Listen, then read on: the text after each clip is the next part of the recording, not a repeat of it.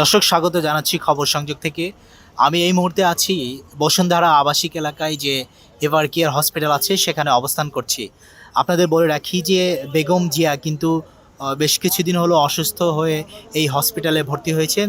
তারপরেই কিন্তু তার যে ভক্তরা বা নেতাকর্মীরা আছে তারা কিন্তু এখানে অবস্থান করছেন। আসলে এখানকার যে বর্তমান পরিস্থিতি সেটি আপনাদের দেখানোর চেষ্টা করব।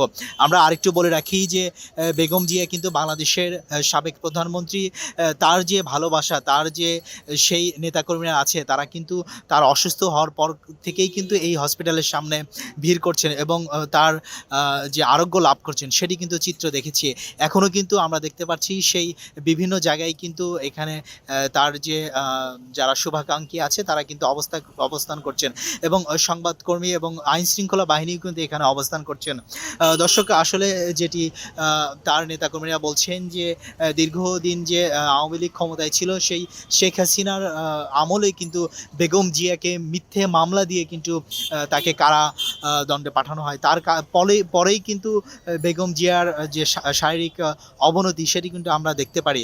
এখনকার যে পরিস্থিতি সেটি কিন্তু আসলে খুবই আশঙ্কাজনক, সেটি কিন্তু তারা জানাচ্ছেন এবং বারবার কিন্তু বলছেন যে এই হসপিটালের যে সামনে সেখানে কিন্তু নেতাকর্মীরা যারা ভিতরে আছেন তারা কিন্তু বারবার বলছেন যে এখানে আসলে ভিড় না করে যার যার জায়গা থেকে যার যার বাসা থেকে দোয়া করার জন্য তাদের কিন্তু বলা হয়েছে। কিন্তু সেটি কিন্তু আসলে আমরা দেখতে পাচ্ছি যে কেউ এখান থেকে চলে যাচ্ছে, আবার কেউ আসছে।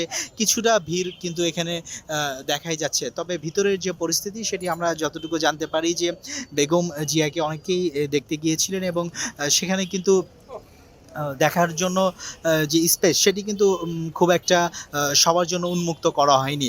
যেহেতু আইসিইউতে আছে সেই কারণেই কিন্তু দূর থেকে অনেকেই দেখছেন যারা কাছের লোক, এবং আমরা দেখেছি যে বিভিন্ন বাংলাদেশের যে বিভিন্ন বর্তমান রাজনীতিবিদ আছেন, অন্যান্য রাজনীতিবিদরা আছেন, তারাও কিন্তু দেখতে এসেছেন এবং বর্তমান যে পরিস্থিতি ডাক্তার কিছুটা জানিয়েছে আগের চেয়ে কিছুটা ভালো উন্নতির দিকে যাচ্ছে।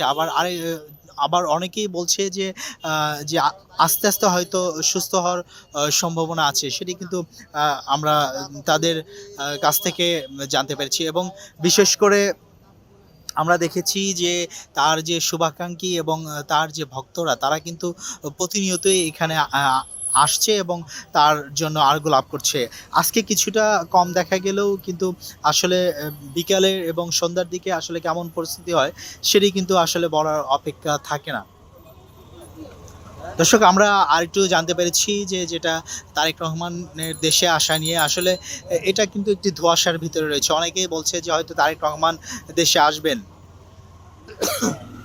আবার অনেকেই বলছেন যে হয়তো রাজনৈতিক কিছু জটিলতা থাকার কারণেই কিন্তু সে দেশে আসতে পারছেন না। তবে তার যে নিকটস্থ যারা আছেন তারা অনেকেই বলছেন যে আসলে এই মুহূর্তে তার মার পাশে আসাটা খুবই জরুরি। তার মা যেন তাকে দেখে কিছুটা স্বস্তি পায় এবং সেটি কিন্তু তারা বলছিলেন। তবে তারেক রহমান একটি স্ট্যাটাসে খুবই আবেগঘন পূর্ণ একটি স্ট্যাটাস দিয়েছে, তার মাকে নিয়ে দেশবাসীর কাছে দোয়া চেয়েছে। সেই বিষয়গুলো কিন্তু আমরা সোশ্যাল মিডিয়াতে দেখেছি। তবে শেষ পর্যন্ত আসলে তারেক রহমান আসবে কিনা সেটি এখন পর্যন্ত সুনিশ্চিত জানা যায়নি। দর্শক আপনারা কিন্তু দেখছিলেন এই মুহূর্তে যে বসুন্ধরা আবাসিক এলাকায় যে এভার কেয়ার হসপিটাল, সেই হসপিটালের যে সার্বিক পরিস্থিতি সেটি কিন্তু আপনাদের দেখানোর চেষ্টা করছি।